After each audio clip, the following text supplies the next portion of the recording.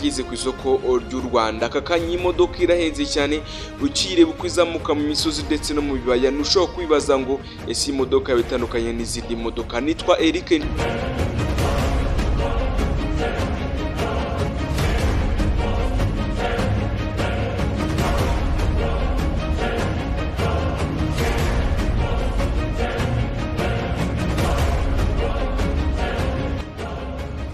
Wagiye umenya byinshi ku modoka zitandukanye, ugenda umenya kandi amakuru y'izo modoka zitandukanye. Imodoka zagiye zikomera cyane mu rw'imisozi igihumbi ndetse no mu karere k'ibiyaga bigari, yaba imodoka za Toyota ndetse za n'izindi nyinshi cyane zikomeye cyane. Ariko noneho mu Rwagasabo rw'imisozi igihumbi aka kanya ku itariki ya 13 ukwezi kwa 12 umwaka wa 2024 nuko ku isaha y'isa 10:20 hasohotse inkuru ikomeye cyane yavugaga ku modoka zikomeye cyane yabayongeye kuba yafungurwa mu rw'imisozi igihumbi. Dore rero byinshi wamenya ku modoka yitwa M-Helo ya Dongfeng yagize ku isoko ry'u Rwanda. Aka kanya imodoka irahenze cyane ukire bukwizamuka mu misozi ndetse no mu bibaya. Nushobora kwibaza ngo ese imodoka bitandukanye n'izindi modoka. Nitwa Eric Nshimiyimana na iyi ni Biza TV Rwanda. Wowe komeza ukore subscribe ukoresha ku biganiro tukugezaho byacu bya buri munsi. Nibikunda kandi ujye umenya amakuru yacu tukugezaho igihe cyose. Uri mu Rwanda, uri mu karere k'ibiyaga bigari, ubwo ni Burundi, Tanzania, Repubulika Demokarasi ya Kongo, Uganda na Mbariza Sudani, abari ko twumva muri Central Africa, South Africa, West Africa, mwese mbaye ikaze mu muryango mugari wa Biza TV Rwanda. Ubuvumbuzi, siyansi, ubushakashatsi bucukumbuye, imikino n'imyidagaduro byose n'ahandi wabisanga atari ku Biza TV Rwanda. Wowe uri mahanga nawe uri mu ntara ya 5 igize u Rwanda, ndavuga diaspora, ukomeza ku biganiro byacu bya Biza TV Rwanda, nkwaye ikaze mu muryango mugari ukwiye kumenya.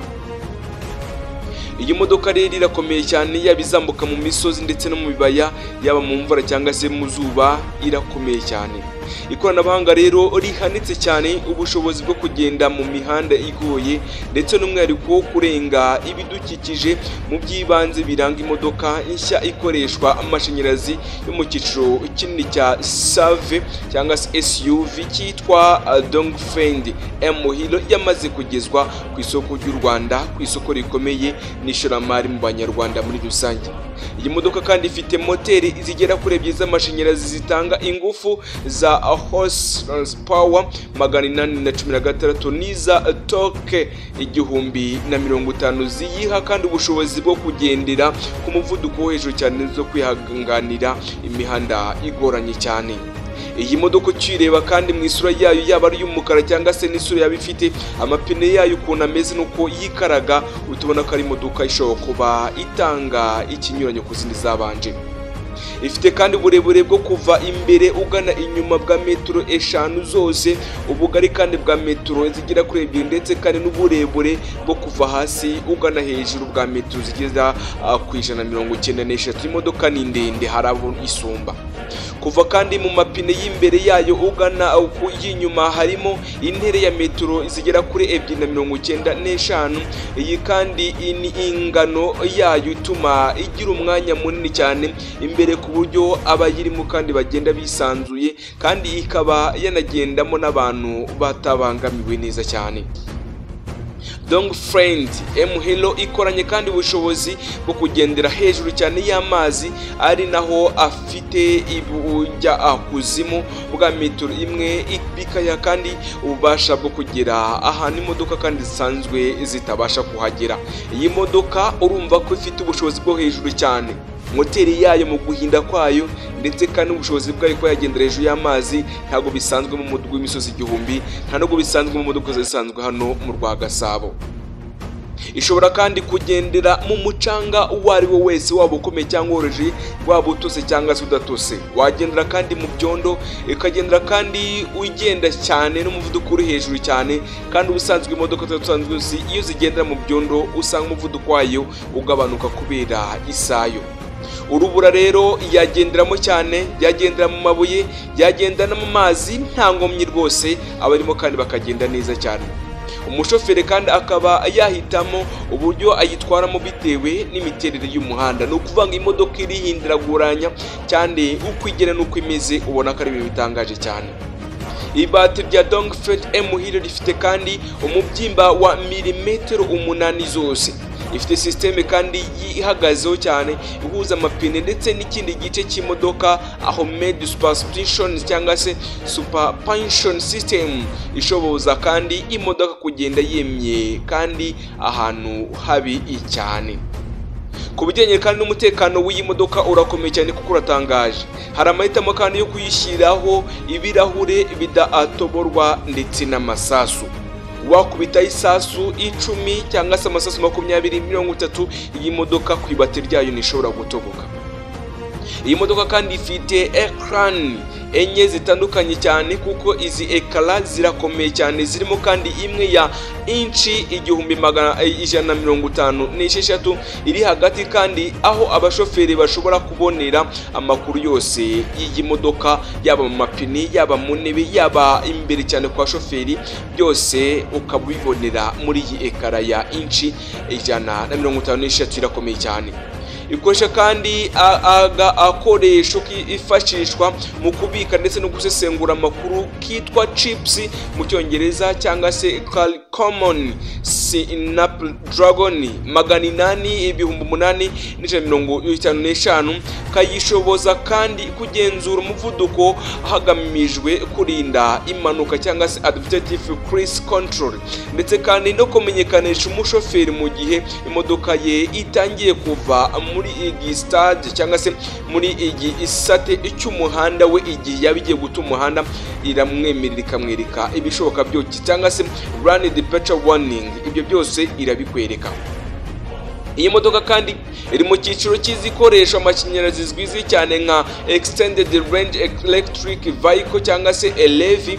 Ibi kandi bivuze ko ingufu zihutisha amapine kugira ngo imodoka ibashe kugenda zituruka muri batiri z'amashanyarazi, ariko ikagira na moteri no ikoresha lisansi iyo ikora mu kongerera umurimo cyangwa se umuriro za batiri mu gihe ziba zigiye gushiramo umuriro kugira ngo imodoka ikomeze kugenda nta nkomyi. Bivuze ko kandi imodoka uko ihagaze nuko igenda idakoresha ingufu za lisansi mu kwigendesha, ahubwo zigafashishwa mu gusharinga batiri cyangwa se uko byacaginga batiri kugira ngo zongere umuriro kandi zigatanga ingufu zigendesha mu buryo bwihuse kandi mu birometero ishobora yagenda ibyo byose. Ibi kandi bituma itanga umusanzu mu kugabanya ibyuka byangiza ikirere ituruka cyangwa se ibyuka bituruka mu gukoresha amarisanse ndetse n'ibyokotsi baturuka mu nganda ndetse n'ibindi bituruka mu mamoteri atandukanye y'imodoka.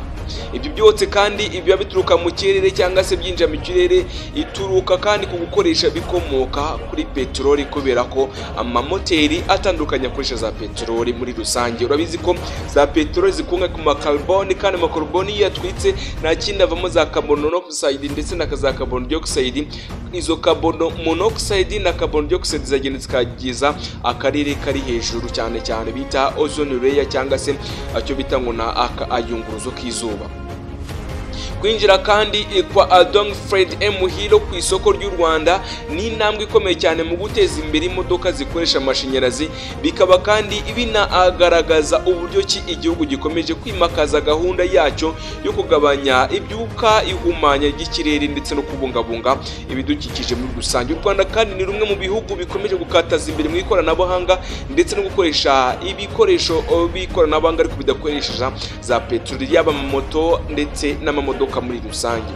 Abakunzi b'imodoka kandi bashyiriweho gahunda idasanzwe yo kuyikoresha igerageza cyangwa se test drive, aho buri kwezi bazajya babona umwanya wo kuyisuzuma. Abifuza kandi kwinjira muri iyi gahunda bahamagara ikigo gicuruza imodoka mu Rwanda bagita Car Balaba cyangwa se ku murongo wayo ugera kuri 699. Iyi modoka kandi irakomeye cyane, ni ukuvuga mu ikoranabuhanga iri hejuru cyane. Iyi modoka kandi benshi ndabizi bazagenda bayirukira bitewe nuko iri mu zimwe muri gahunda za leta zo kuba yashyirwaho byoroshye kugira ngo bayigura. Nakubwiye ngo imodoka ubushobozi bwayo ifite no kuba yagenda ku mihanda ikomeye cyane mu Rwanda nuko ifite ibate rya Dong Fred M Hilo rifite umubyimba wa milimetero 8 zose. Mu misozi iragenda ndetse no mu bibaya iragenda, ku musenyi iragenda ndetse no mu bibaya cyangwa se mu mabuye akomeye cyane iragenda. iyi modoka ukiyireba yayo ukayikubita amaso ubona ko ari imodoka nziza cyane. Kwinjira kwa Dangford M rero ku isoko ry'u Rwanda rero ni intambwe ikomeye cyane mu guteza imbere imodoka zikoresha amashanyarazi muri rusange, mu mazi ndetse no mu bibaya iragenda. Ntabwo wavuga ngo imodoka ngiri kugenda mu mazi ngo ntiragenda, iyi modoka irirukanka cyane. Dangford M rero ikoranye ubushobozi bwo kugendera hejuru cyane y'amazi ari hafi cyangwa se mu bujyakuzimu bwo metero imwe, ikaba yagenda kandi ikirukanka cyane. Nitwa Eric Nshimimana, reka ikoranabuhanga rikomeze riganze, nayindi neguza naho gutaha.